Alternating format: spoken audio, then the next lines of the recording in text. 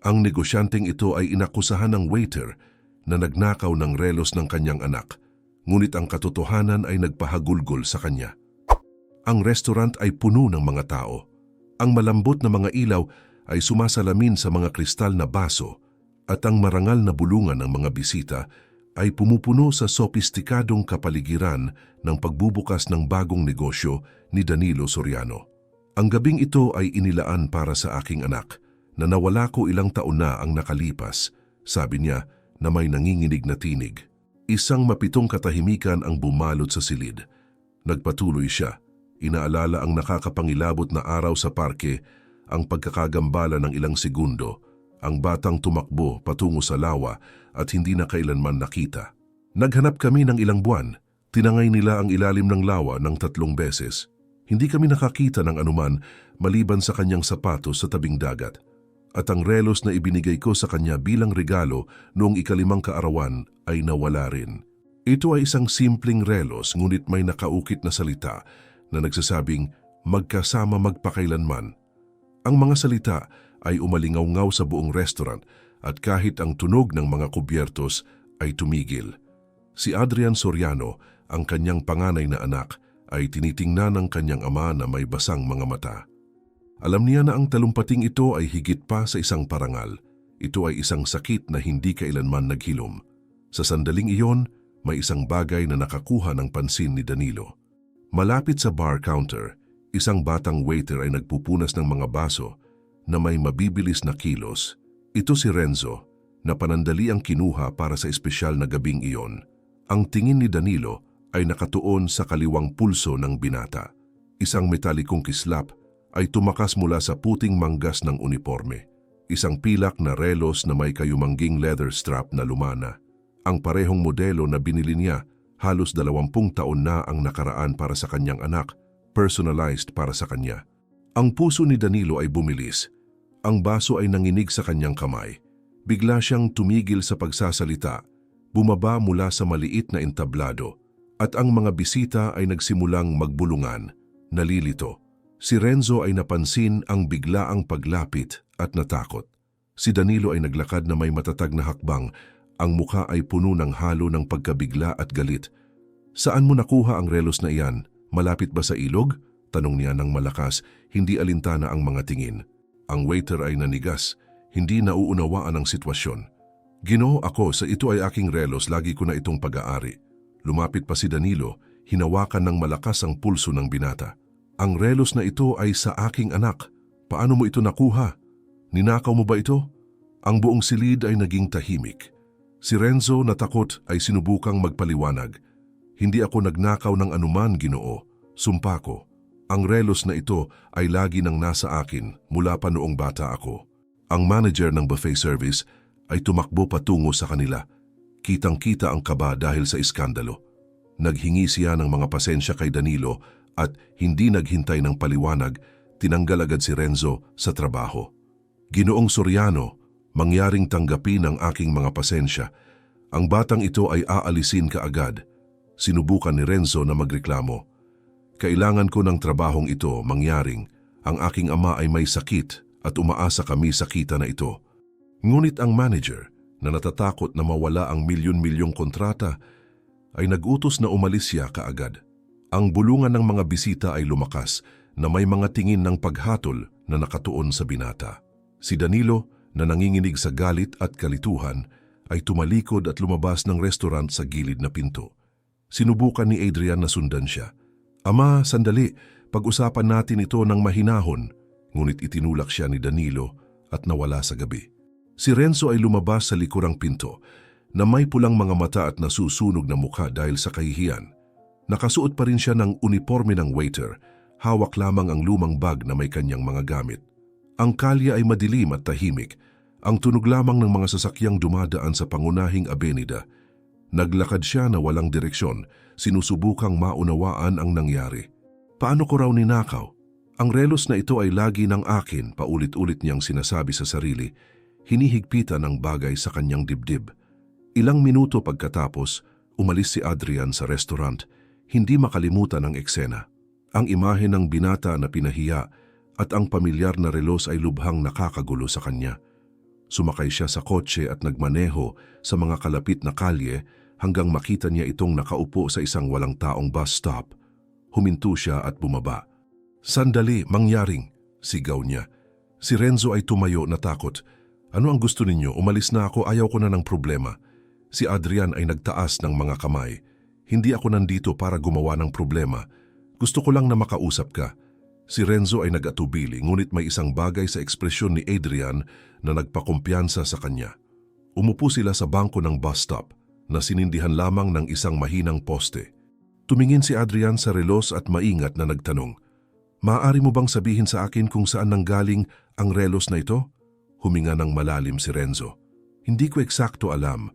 Mula noong bata ako, mayroon na ako nito. Ang tanging naalala ko ay isang araw, nagising ako sa isang ospital. Sinabi nila na nakita nila akong lumulutang sa ilog, nakahawak sa isang piraso ng kahoy. Ako ay walang malay, halos patay.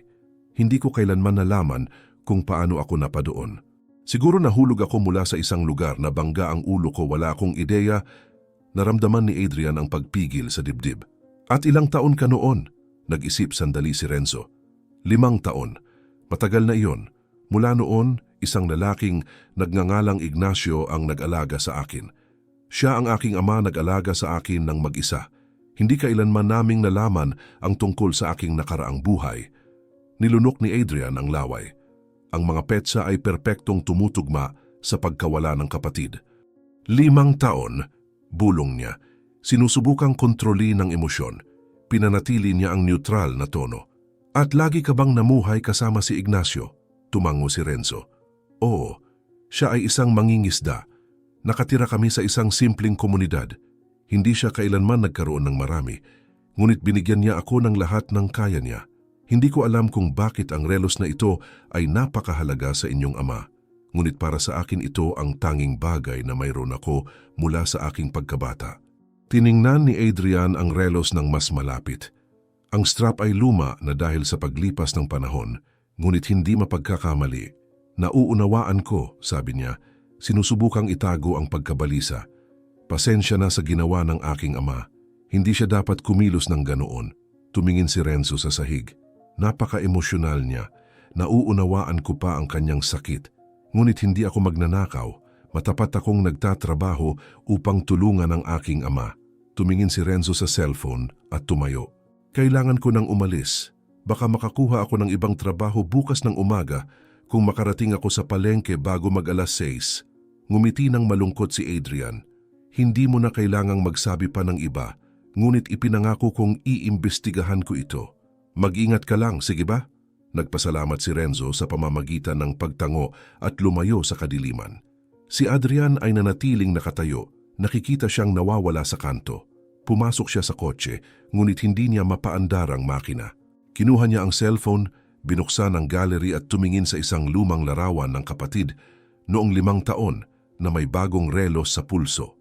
Pagkatapos ay tumingin siya sa larawang kinuha niyang palihim na si Renzo ay nagsusuot ng parehong relos. Hindi maaring pagkakataon lang ito, naisip niya.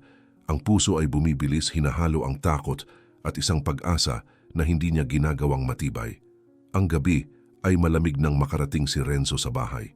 Ang paglalakad patungo sa komunidad ay tila mas mahaba kaysa normal at bawat hakbang ay puno ng kahihiyan at pagkabigo.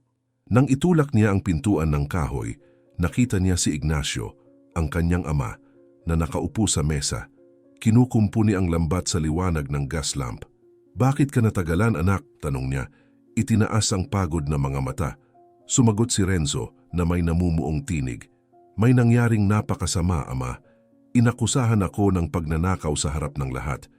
Pinitawan kaagad ni Ignacio ang lambat at tumayo. Nag-aalala.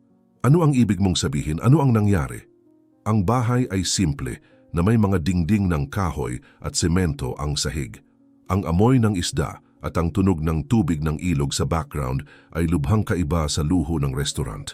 Ikwinento ni Renzo ang lahat, inilarawan ng lalaking nag-akusa sa kanya, ang relos at ang paraan kung paano siya tinanggal sa trabaho. "Tinawag niya akong magnanakaw. Sinabi na ang relos na ito ay sa kanyang anak na namatay ilang taon na ang nakaraan. Sumumpa ako, ama, na ang relos na ito ay lagi ng akin. Nanlaki ang mga mata ni Ignacio, nagulat. Ang lalaking iyon ay mapanganib, Renzo. Ang mga taong mayaman na ganyan ay maaring gumawa ng kahit ano. Mas mabuti pang kalimutan mo na iyon. Umiling si Renzo kinakabahan. Paano ko kakalimutan?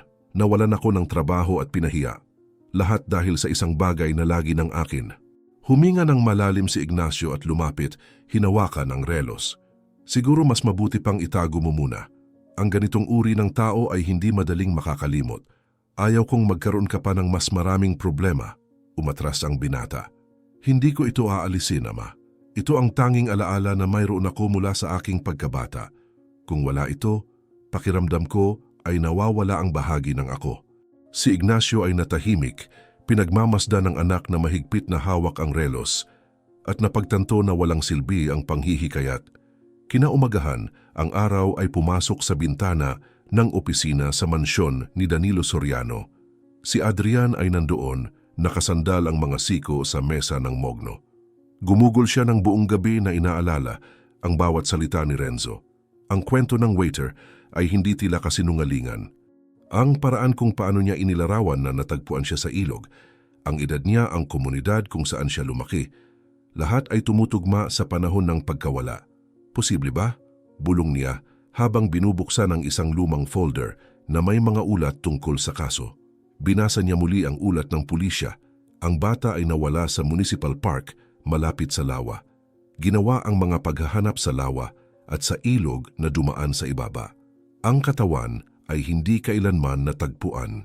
Naramdaman ni Adrian ang pagbilis ng tibok ng puso. Ang ilog pumunta sa rehiyon ng isang komunidad. Inulit niya sa sarili, inaalala ang sinabi ni Renzo. Ang mga pagkakataon ay nagsimulang magkasya ng nakakatakot. Alam niya na kung sasabihin niya ito sa kanyang ama ng walang patunay, si Danilo ay maaaring magkaroon ng breakdown. Ako mismo ang magsusuri, nagpasya siya. Tumayo siya, kinuha ang jacket at lumabas ng hindi nagsasabi sa sinuman.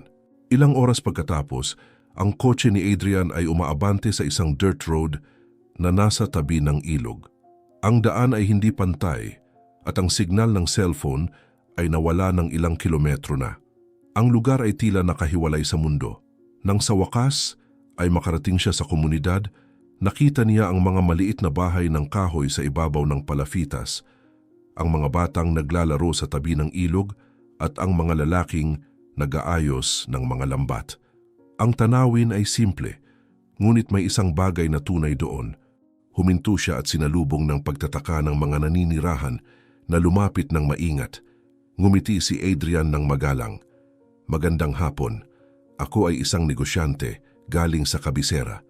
Bumibisita ako sa ilang komunidad upang makilala ang mga proyektong panlipunan at makita kung paano ako makakatulong. Isa sa mga mas matandang lalaki na may sombrero ng palaspas ay nagtanong na may pagdududa.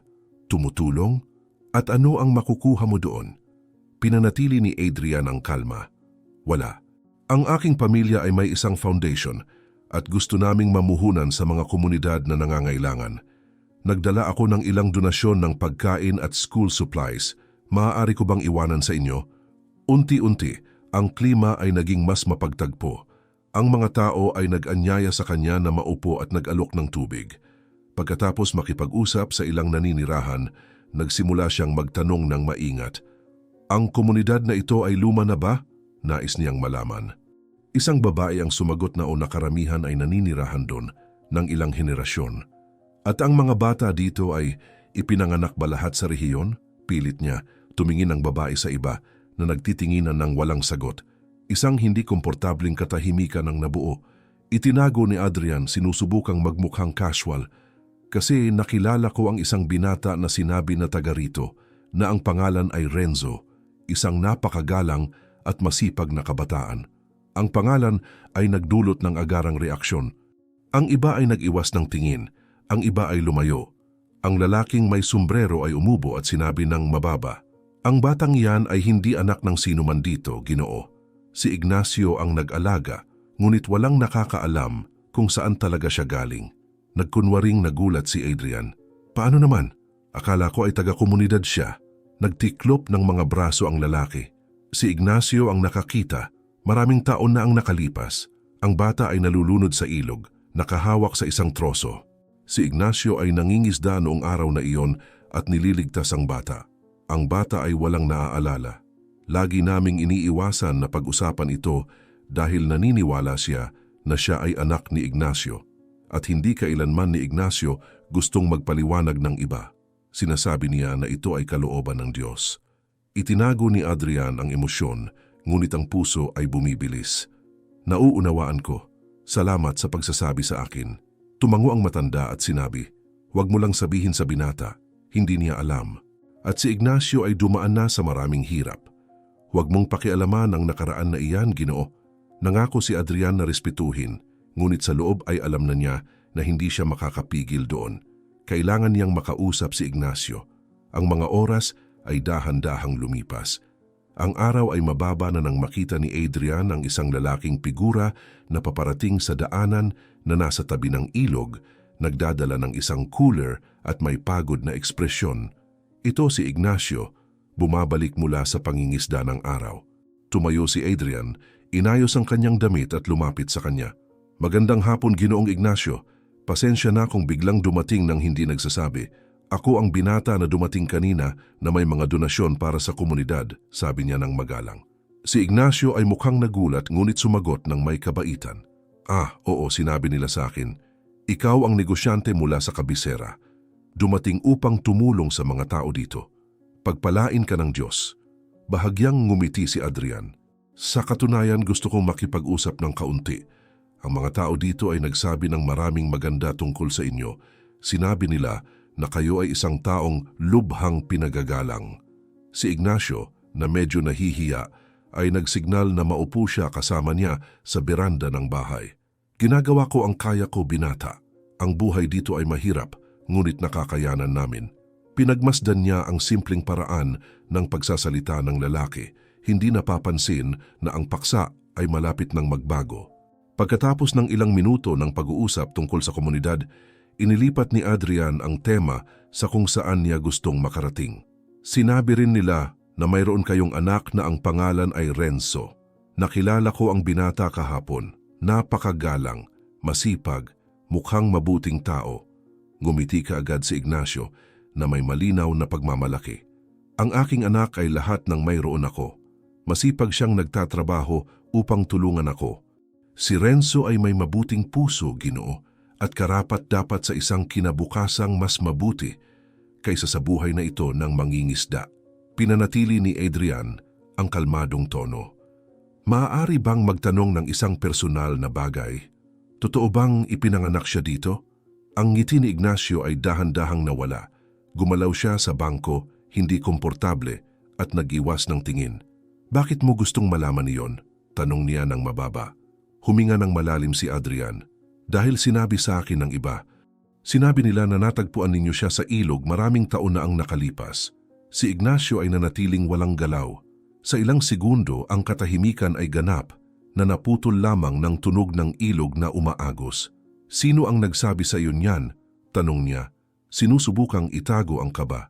Sumagot si Adrian ng may tatag, ngunit may respeto. "Hindi mahalaga kung sino ang nagsabi. Gusto ko lang malaman ang totoo. Kayo ba ay biological na ama ni Renzo?" Nilunok ni Ignacio. Ang mga mata ay nagsimulang mabasa.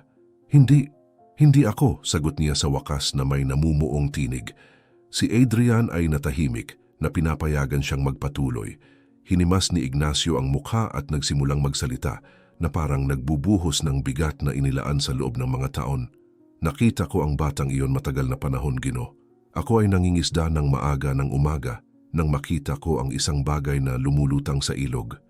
Akala ko ay isang troso, ngunit nang lumapit ako, nakita ko na isang bata. Walang malay, nakahawak sa isang piraso ng kahoy na may malamig na katawan. Nagpanik ako. Hindi ko alam kung buhay pa. Nang hilahin ko siya sa bangka at nakita kong humihinga pa, dinala ko kaagad sa bahay at inalalayan siya. Sa mga sumunod na araw, nagising siya na nalilito, walang naaalala. Sinasabi lamang niya ang pangalan na Renzo, walang iba, walang apelyido." Nakinig ng maigi si Adrian. Bawat detalye ay umaangkop tulad ng mga piraso ng puzzle. Nagpatuloy si Ignacio. "Hinanap ko kung may pamilya na naghahanap ng nawawalang bata, ngunit walang dumating dito. At sa paglipas ng panahon, nagsimula akong mag-isip na ipinadala sa akin ng Diyos ang batang iyon. Nawala ko ang aking asawa, ilang taon na ang nakaraan at hindi kailanman nakakuha ng mga anak. Lagi akong nanalangin sa Diyos na bigyan ako ng pagkakataon na maging ama. Pinalaki ko si Renzo bilang aking anak. Binigyan niya ako ng dahilan upang mabuhay. Ang mga luha ay tahimik na tumulo sa kanyang mukhang nakunutan. Bakit hindi ninyo kailanman sinabi sa kanya ang nangyari? Tanong ni Adrian, sinusubukang panatilihin ang mapitong tono. Umiling si Ignacio. Dahil napakaliit niya noon. At pagkatapos lumaki na naniniwala na ako ay kanyang ama sa dugo. Paano ko aalisin iyon sa kanya? Paano ko ipapaliwanag na mayroon siguro siyang ibang pamilya sa ibang lugar? Natakot ako. Takot na umalis siya. Takot na isipin niya na niloko ko siya. Kaya itinago ko ang lahat. Mali, alam ko. Ngunit mahal ko siya na parang sariling dugo ko. Si Adrian ay natahimik, hindi alam kung ano ang sasabihin. Ang tinig ng lalaki ay tapat at ang kanyang tingin ay malinaw na nagpapakita na walang masamang intensyon doon.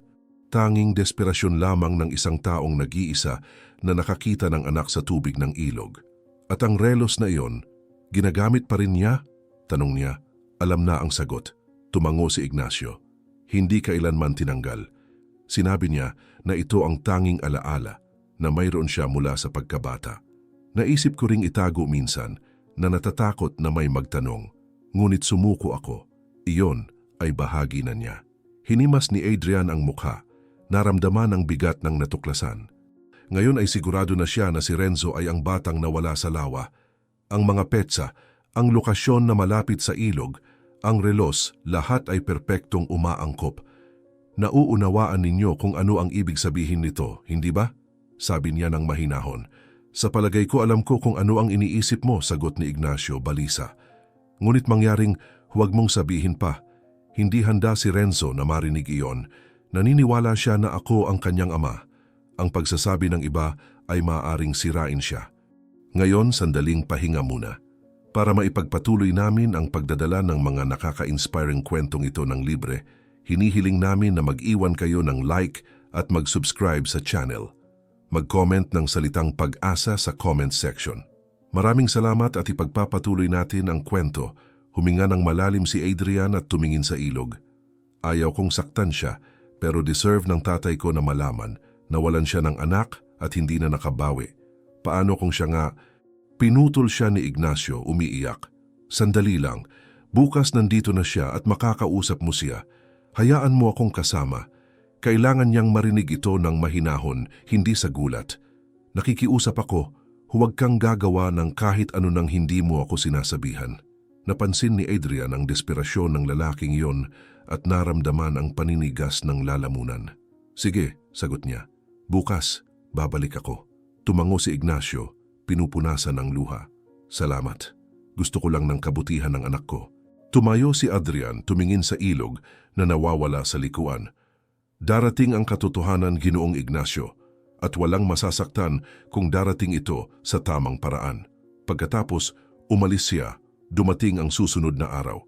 Hindi pa tuluyang sumikat ang araw nang bumalik si Renzo mula sa isang nabigong pagtatangka na makahanap ng trabaho sa lungsod. Ang pagod na mukha at mabagal na hakbang ay nagpapakita ng kabiguan. Walang oportunidad, walang pagkakataong mabawi ang nawalang pera. Itinulak niya ang pinto ng bahay. Nakita si Ignacio na nakatayo sa gitna ng sala. Hawak ang tasa na nanginginig ang mga kamay. Tatay, may nangyari ba? Kakaiba po kayo mula kahapon, tanong niya. Inilapag ang backpack sa silya. Sinubukan ni Ignacio na itago, pero nanginig ang boses. Wala anak, pagod lang ako, iyon lang. Pero gusto kong manatili ka sa bahay ngayong araw. Kailangan nating mag-usap mamaya. Kumunot ang noo ni Renzo, nagtaka sa tono. Mag-usap tungkol saan? Umiwas ng tingin ng lalaki. Ipangako mo lang sa akin na hindi ka lalabas. Umupo ang binata, may hinala. Ano po ang nangyayari, tatay? Natatakot ako. Umiwas si Ignacio sa pagsagot. Natahimik siya. Hinalo ang kape gamit ang kutsara na bahagyang nanginginig. Muling pinilit ni Renzo pero narinig niya lang, sandali lang, pakiusap. Mabigat ang pakiramdam. May alam si Ignacio na hindi niya matapang na sabihin. Dahan-dahang lumipas ang oras. Isang oras pagkatapos, ang tunog ng kotse sa labas ay nakuha ang atensyon ng dalawa. May lumapit sa bahay. Naunang pumasok si Ignacio at nakita si Adrian, ang lalaking bumisita sa komunidad noong nakaraang araw. "Ginoong Adrian?" sabi niya, gulat. Sumagot ito ng magalang. "Pasensya na, Ginoong Ignacio, kailangan kong makausap kayong dalawa." Si Renzo, nang marinig ang boses, tumayo. "Kayo po, naaalala ko kayo. Nag-usap tayo noong gabing yon pagkatapos ng restaurant." "Dahil sa relo, hindi ba?" Tumango si Adrian, sinusubukang manatiling kalmado. "Oo nga, pero ngayon narito ako dahil may napakaseryosong bagay na kailangan mong malaman." Tiningnan siya ni Renzo, nalilito. "Ano ang ginagawa ng isang negosyante sa malayong lugar na ito? Hindi ba dapat kasama ninyo ang pamilya ninyo?" Huminga ng malalim si Adrian. "Dahil sa pamilya ko nga ako nandito." Ang katahimikang nabuo ay nakakaabala. Nagtakip ng braso si Renzo. Naghihintay na magpatuloy siya. Tumingin si Adrian kay Ignacio bago magsalita at inunahan na naman ng lalaking yumuko kinakabahan. "Dapat naaalala mo ako noong gabing yon at dapat naaalala mo ang kaguluhan na nangyari nang makita ng tatay ko ang relong suot mo. Desperado siya dahil ang relong iyon ay pag-aari ng kapatid kong nawawala. At ang aksidente ay nangyari mismo sa rehiyong ito, malapit sa parke na nasa itaas ng ilog na ito." Naramdaman ni Renzo ang pagyelo ng katawan. "Ano, dito malapit?" Tanong niya na paus ang boses. Kinumpirma ni Adrian. "Oo, dito malapit, halos 20 taon na ang nakakaraan." Umatras ng 2 hakbang si Renzo, sumandal sa dingding. "Hindi, imposible ito. Lagi akong nakatira dito." Ngunit sa sandaling iyon may nagsimulang kumilos sa loob niya. Mga piraso ng mga alaala na dumating na parang mga flash. Ang tunog ng mga batang naglalaro, tubig na pumapasok sa kanyang baga, ang desperasyon na hindi makahinga, may sumisigaw ng pangalan niya. "Diyos ko!" Bulong niya, dinapuan ang ulo. Tumakbo si Ignacio sa kanya, nag-aalala. "Anak, huwag kang matakot, baka coincidence lang ito." Tumingin si Renzo kay Adrian, sinusubukang maintindihan. "At ano ba talaga ang sinasabi ninyo? Na ako ang kapatid ninyo? Imposible iyon." Inilabas ni Adrian mula sa bulsa ang ilang lumang larawan at iniabot sa kanya. "Tingnan mo ng mabuti, ito ang tatay ko at ito ang batang nawala." Kinuha ni Renzo ang mga larawan na nanginginig ang mga kamay. Bumilis ang tibok ng puso. Ang batang nasa larawan ay may mga katulad na anyo sa kanya, ang parehong ngiting mahiyain, ang parehong relo. Halos nabitawan niya ang mga larawan. "Imposible ito," bulong niya, ngunit nakakatakot ang pagkakahawig. Nakita ni Ignacio ang reaksyon ng anak, nagsimulang umiyak. "Renzo, pakiusap, makinig ka sa akin. Kailangan kong sabihin sa iyo ang totoo." Lumingon si Renzo, nalilito at natatakot. "Totoo? Anong totoo?" Pinunasan ng lalaki ang mukha gamit ang mga kamay at sinabi ng may kahirapan. "Natagpuan kita, anak. Bata ka pa lang noon, nalulunod sa ilog, nakahawak sa piraso ng kahoy. Halos patay na, nagyelo at may relong nakasuot sa pulso. Hindi ko alam kung sino ka, ang alam ko lang ang pangalang Renzo. Dinala kita sa bahay, inalagaan kita at pinalaki bilang parang sariling anak. Sumpa ko, gusto ko lang protektahan ka." Parang umiikot ang mundo. Tumagal ng ilang segundo si Renzo para maproseso. Ibig sabihin lahat ng naalala ko, kasinungalingan? Hinawakan ni Ignacio ang mga kamay niya. Umiiyak. "Hindi kasinungalingan, anak. Mahal kita na parang sarili kong dugo. Hindi ko lang alam paano sasabihin. Takot akong mawala ka sa akin." Huminga ng malalim si Renzo, sinusubukang pigilan ang luha. "Lagi kong naramdaman na may kakaiba. Walang makapag-explain sa akin kung saan ako galing. Pero ayaw kitang tanungin, tatay. Ayaw kitang saktan." Pinapanood ni Adrian ang eksena ng tahimik. Hindi alam kung ano ang sasabihin. Tumingin sa kanya si Renzo at nagtanong, "At ano na ngayong mangyayari? Bakit kayo napakatiyak sa bagay na ito?" Sumagot siya ng matapang, "Wala pa akong ganap na pruweba. Pero ang lugar, ang petsa, ang relo at ang mga alaala ay sobrang lakas para baliwalain. Hindi ako narito para kunin ka sa bahay. Nandito ako para tulungan kang matuklasan kung sino ka talaga." Huminga ng malalim si Renzo, sinusubukang tanggapin lahat. "Hindi ko alam kung ano ang iisipin. Lahat ng mayroon ako, lahat ng ako nandito. At ngayon sinasabi ninyo na marahil ang buong buhay ko ay nagsimula sa ibang paraan. Tumango si Adrian. Nauunawaan kita.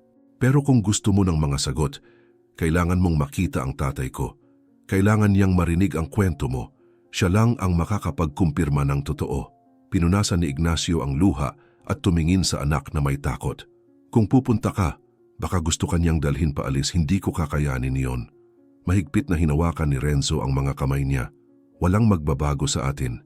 Pinalaki ninyo ako, tinuruan ninyo ako ng lahat ng alam ko. Kahit may ibang lugar na pinagmulan ko, kayo pa rin ang tatay ko. Lalo pang umiyak si Ignacio at niyakap siya ng mahigpit. Dapat sinabi ko na noon pa, pero mas malakas ang takot. Sumagot si Renzo ng mahina. Hindi na mahalaga ngayon. Dumating na ang katotohanan. Nakahinga ng maluwag si Adrian ngunit maingat pa rin ang tono. Kung papayag kayo, pwede ko kayong dalhin ngayon para makausap ang tatay ko. Pangako, kasama ninyo ako buong oras. Nagtingin na ng dalawa. Tumango si Renzo, nalilito pa rin pero determinado. Sige, gusto kong malaman kung saan ako galing. Gusto kong maintindihan lahat. Hinimas ni Ignacio ang mukha ng anak at sinubukang ngumiti. Sabay tayong pupunta. Pero anuman ang mangyari, hindi ka titigil na maging anak ko.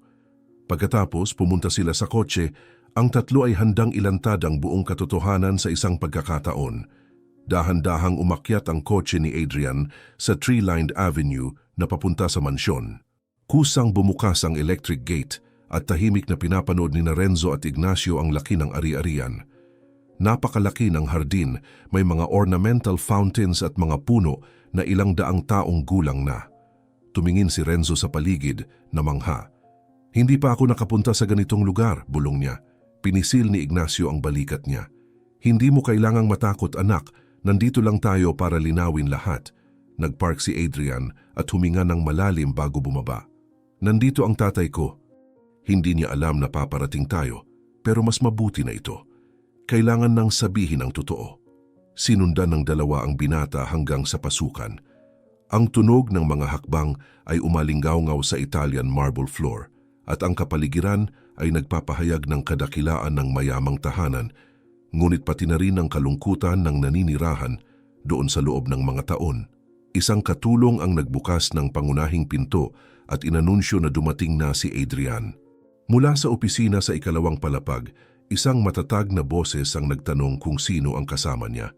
Sa loob ng ilang segundo, lumitaw si Danilo Soriano sa tuktok ng hagdanan, may seryoso at pagod na tingin. Nang makita si Renzo, agad na nagbago ang kanyang mukha. Ikaw, sabi niya gulat.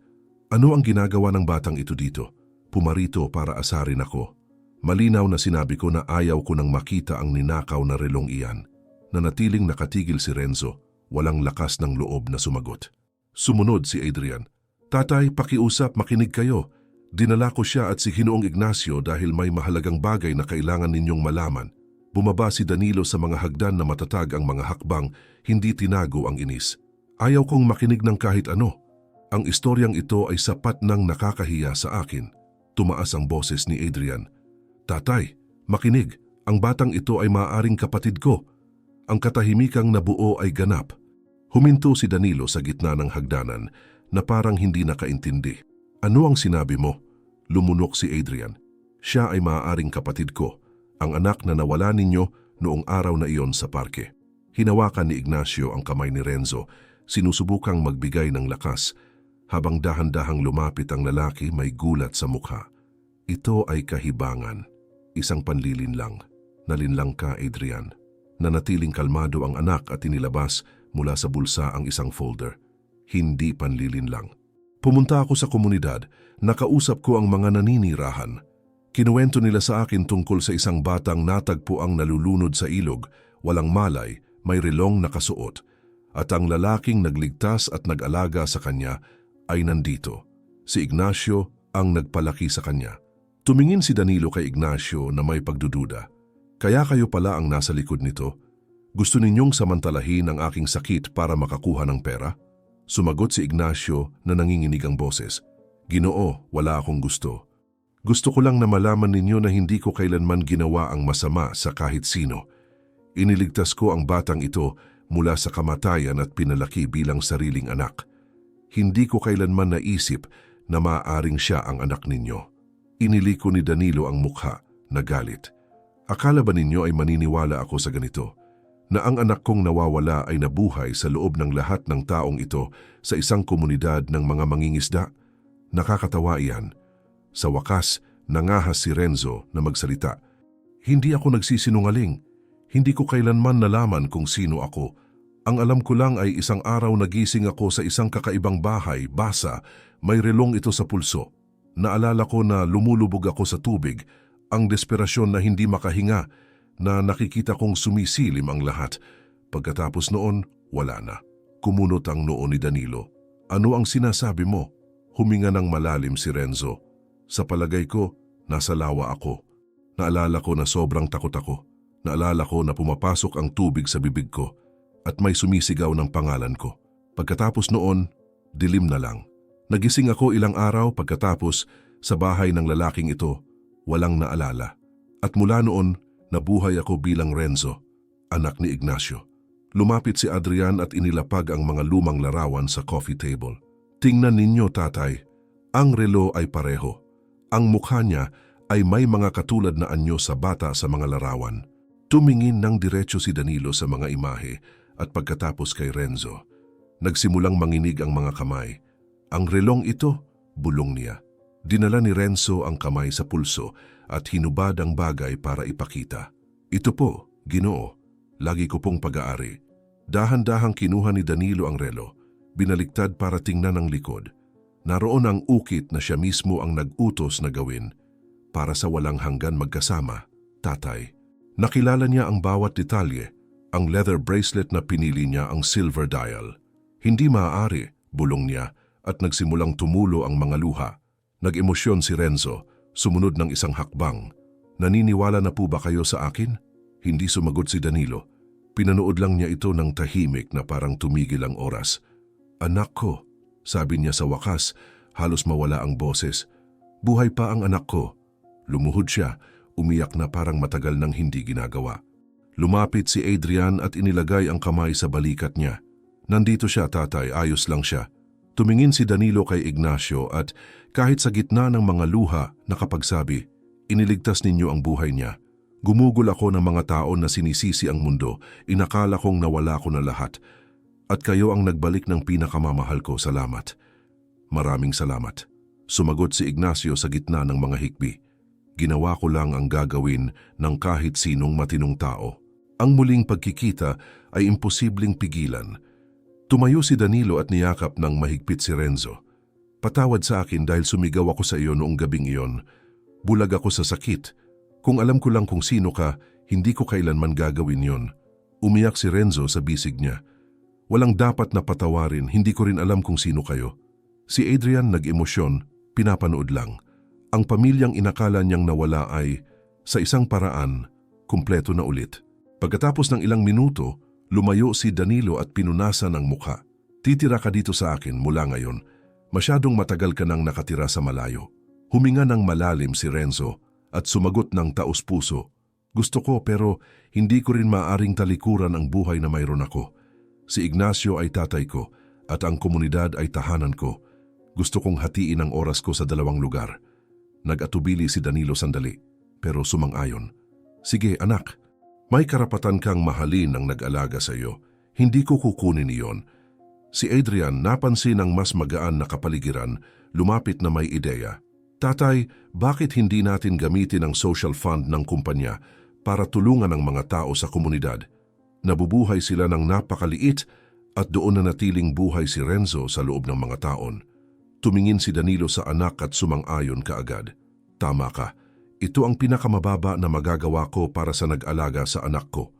Mula ngayong araw hindi na maghihirap ang komunidad na iyon. Nagpasalamat si Ignacio na nag-emosyon habang si Renzo hawak pa rin ang relo, tumingin sa lumang larawan ng isang bata na nakasabit sa dingding ng sala. Ngayon maintindihan ko na kung bakit ang relong ito ay laging nagdulot sa akin ng kakaibang pakiramdam. Sabi niya, sinusubukang ngumiti. Sumagot si Danilo. Dahil lagi itong piraso ng iyong tahanan.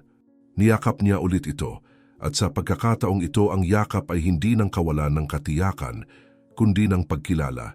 Ang sakit ng mga taon ay nagsimula sa wakas na maging kaluwagan. Ang mga araw na sumunod ay kakaiba sa lahat ng naranasan ni Renzo, Ignacio, Danilo at Adrian. Sa unang pagkakataon sa loob ng maraming taon, ang negosyante ay nananatiling nakangiti at ang dahilan ay simple. Ginagawa niya ang lahat ng ipinangako niya. Dumating ang mga truck sa maliit na komunidad na may mga materyales sa konstruksyon, kagamitan sa pangingisda at pagkain. Sa kanyang investment, sa wakas na isakatuparan ni Ignacio ang isang lumang pangarap, bumili ng bagong bangka at modernong kagamitan sa pangingisda. Ang bangka ay simple pero perpektong gumagana at nakakamangisda si Ignacio ng ligtas at mahusay. Isang hapon, pumunta si Danilo sa ilog at nakita si Ignacio na naghahanda ng mga lambat. Ang bangkang ito ay magbibigay ng maraming isda at kapag nagbunga gusto kong magpatuloy kang mangisda. Iyan ang mahal mong gawin.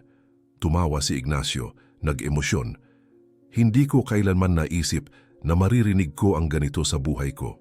Unti-unti, nagsimulang magbago ang komunidad.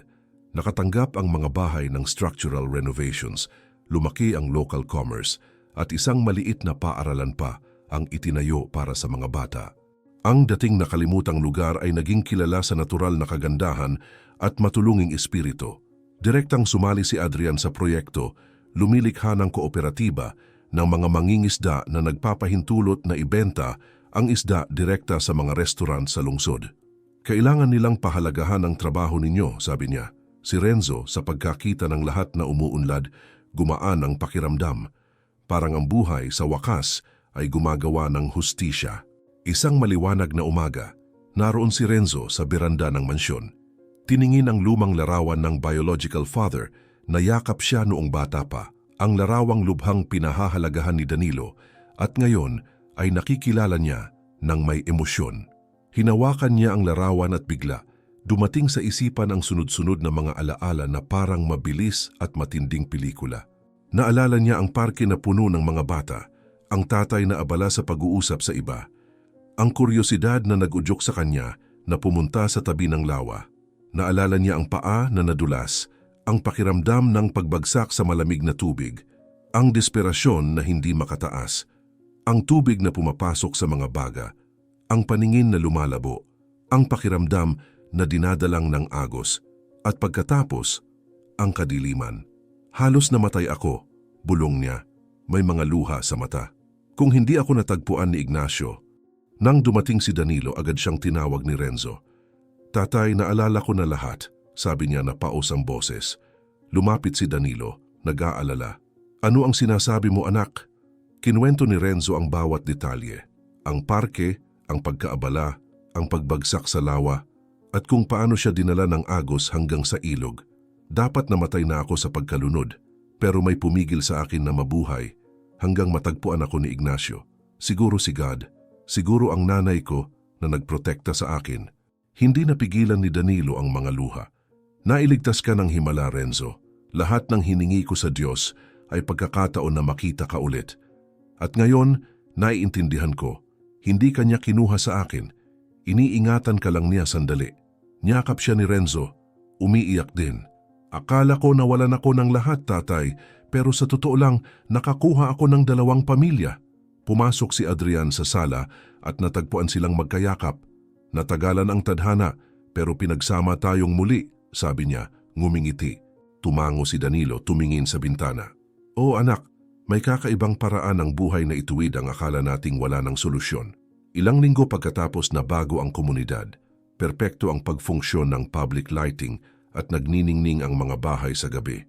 Tumunog ang kampana ng maliit na kapilya na nag-anunsyo ng misa ng pasasalamat na inorganisa ni Danilo.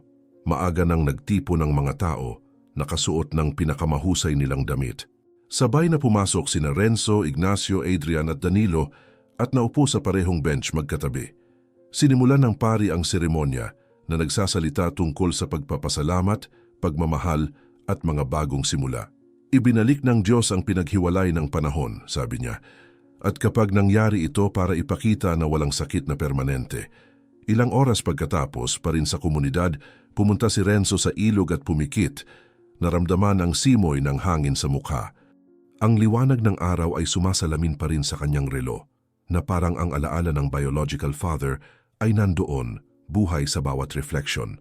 Sa sandaling iyon, nauunawaan niya na ang nakaraan ay hindi na isang masakit na misteryo, kundi isang landas na dinala siya kung saan lagi siyang kabilang, sa pagitan ng pagmamahal na nagligtas sa kanya at ng pagmamahal na naghintay sa kanya sa loob ng napakaraming taon. Salamat sa panunood ng kwentong ito hanggang sa dulo. May isa pang nakakaemosyong paglalakbay na naghihintay sa inyo at lumalabas na ito sa inyong screen ngayon, i-click lang at panoorin.